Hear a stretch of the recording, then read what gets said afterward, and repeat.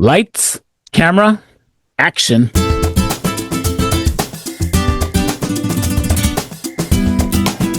Welcome to Mixed Take, a World Outspoken podcast where we discuss how the mixing of cultures and heritages in the United States influences film, television, and other forms of media and entertainment.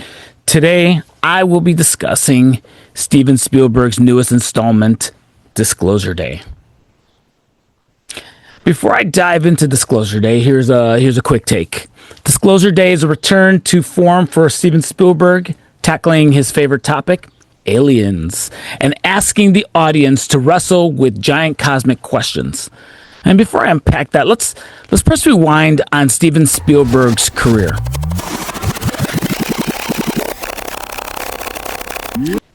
Now, if he is not the greatest director of all time, he's definitely in the top three. He's the most successful director in box office history. His movies grossing $10.7 billion, and then add on whatever Disclosure Day does. The list of movies that he's made have been formative in my childhood and in my adulthood. I can think back to E.T., to Jaws, to Jurassic Park, one of the most memorable theater experiences I've ever had, to movies like Minority Report or The Schindler's List, Saving Private Ryan, and Amistad, amongst others.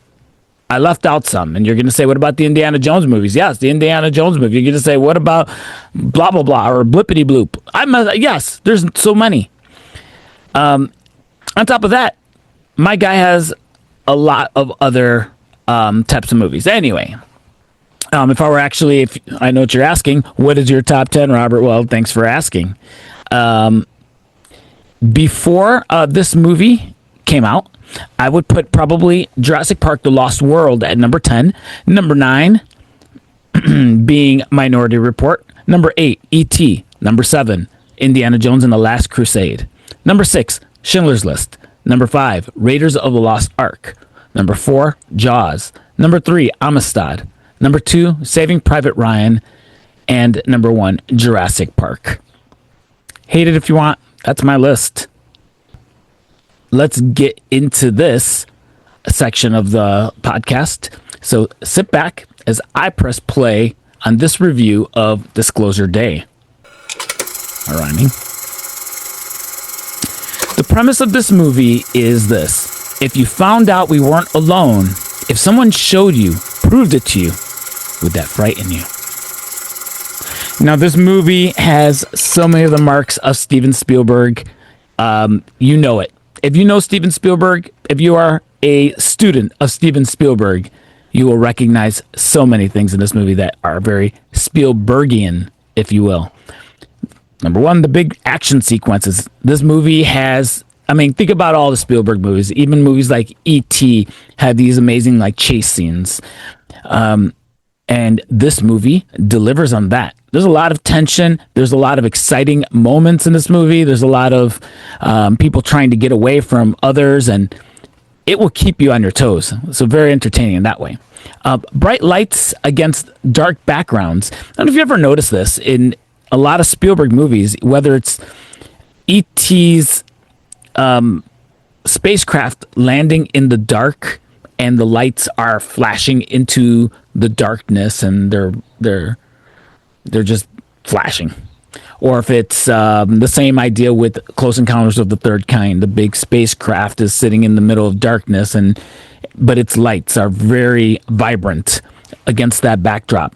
If it's Jurassic Park, them walking through a dark area lit only by the beam of a flashlight. You get a lot of those types of sequences. Yeah, and in this movie, there's a scene where Josh O'Connor's character is standing against a window with a curtain, but through that curtain you can see lights flashing. I think we're meant to believe that that's the highway or something outside. I'm not sure, but it is definitely signature Spielberg. The other thing that you will recognize is the score. Now, I'll be honest, I didn't really do a lot of research into who was involved in this movie or what was and beyond Steven Spielberg and some of the main stars. But as I was sitting through the movie, I said, "Wow, he found a composer that sounds a lot like John Williams style," and it gave me kind of that nostalgia.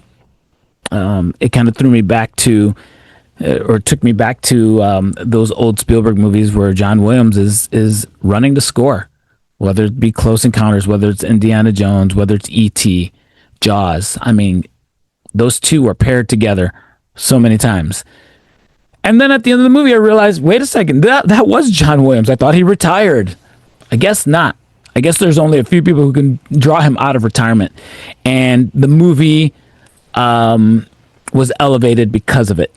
So the score adds so much to it. It adds not just the excitement that John Williams scores do, but I think it grounded it in a way. This movie felt like Steven Spielberg returning back to his roots as a filmmaker, and having the John Williams score in there just added to that.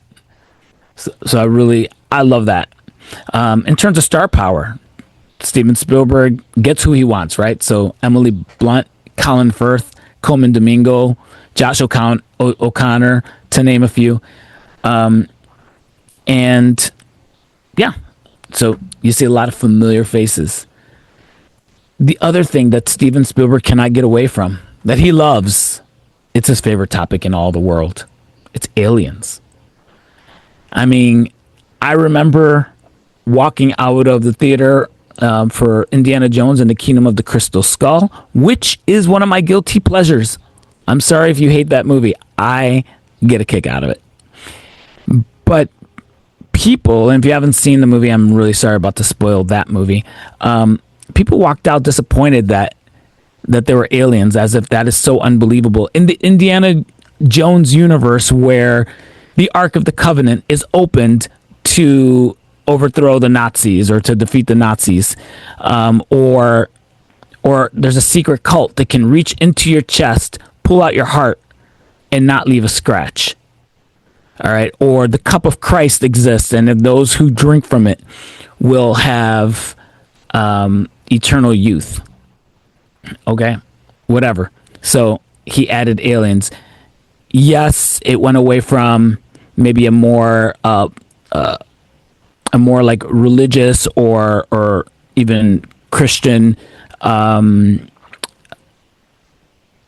mythos, or I don't know how I want to say that, but it went into alien mythology, which was not surprising, I didn't think, for Steven Spielberg.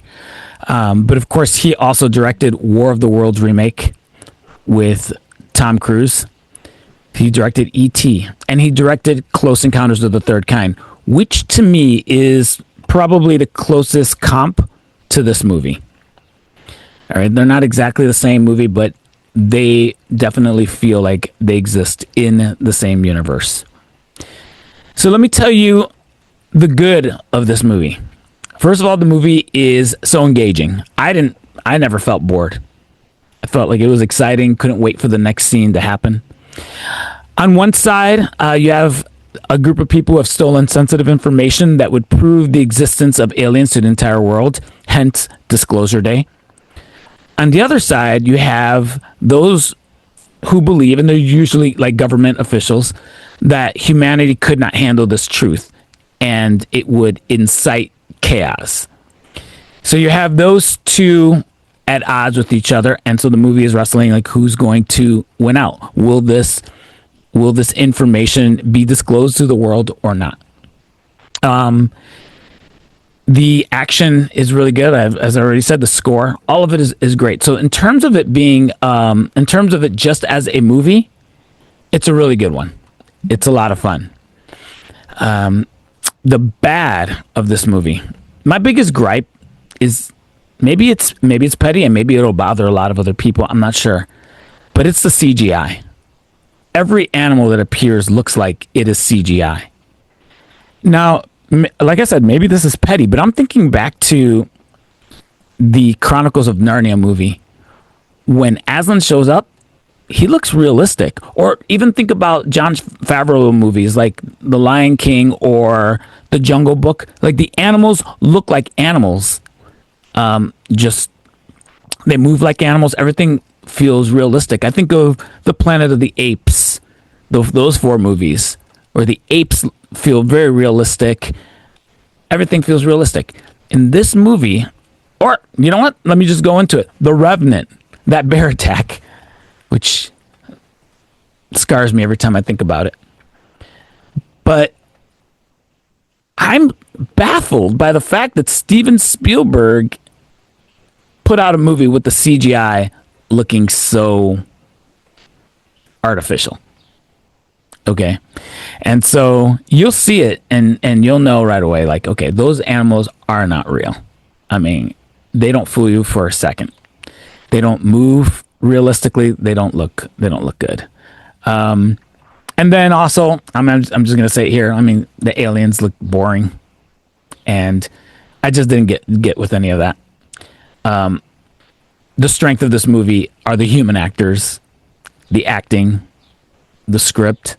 Which, by the way, I didn't mention this earlier, but the script to me felt like an old school Steven Spielberg script. I can't put my finger on it if it's like choppy dialogue or I don't know what it is, but it felt like a nod to those old movies.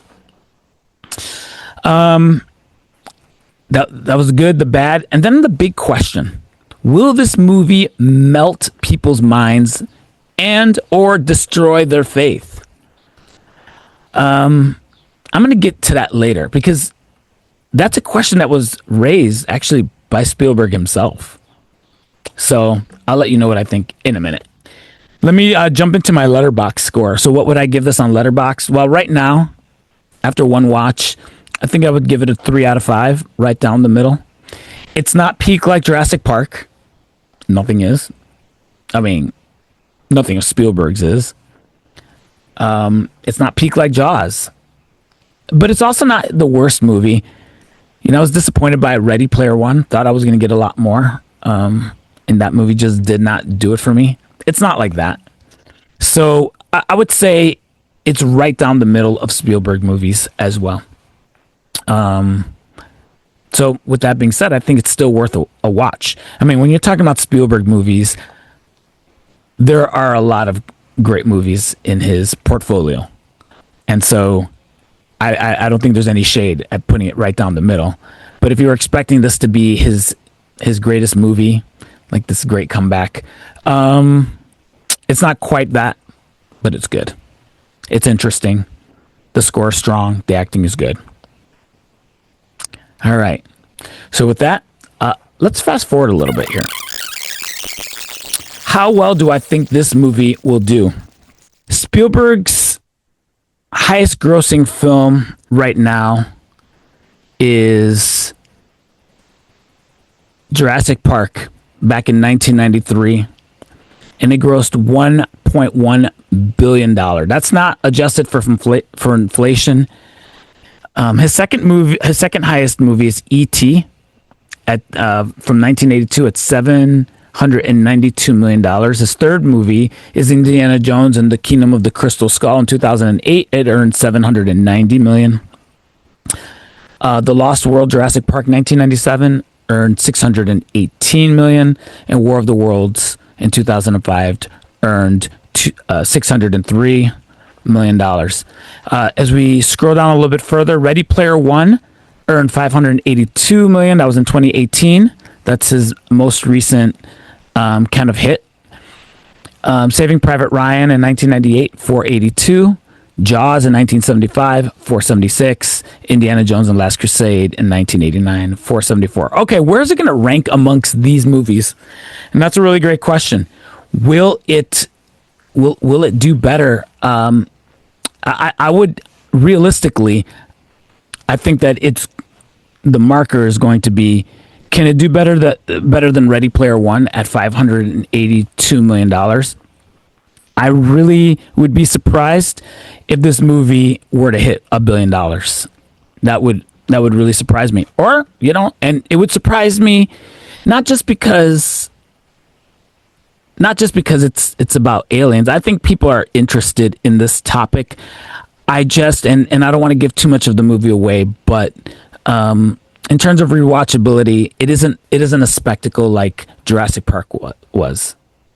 You know, when you saw the dinosaurs on the screen, you wanted to go back and watch it over and over. And in order for a movie to have $1 billion, you need people to go back to the theater and have multiple viewings. And will this movie have that effect? I'm not really sure, and I don't think so, to be honest. I think probably if I want to be the most optimistic here,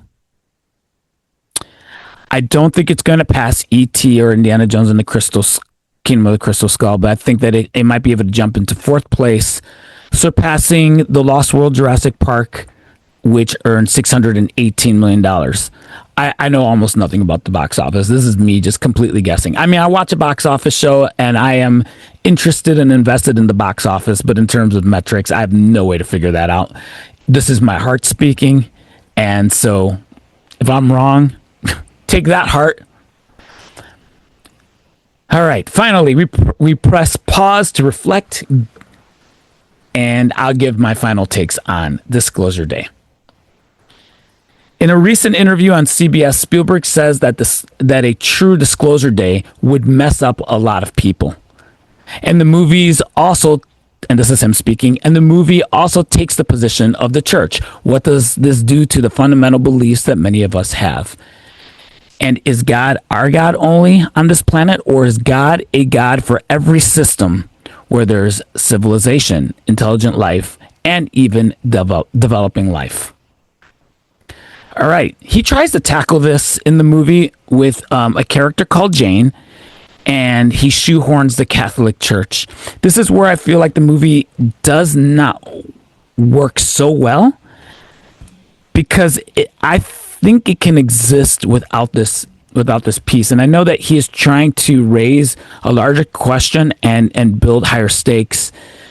But some of the questions that were posed in the movie, I think, missed the mark. What I believe is he asked the wrong question if he was thinking that this was going to shake the faith of Christians. Some of the questions that are asked are, why would God create such a vast universe and only one planet that can sustain life? For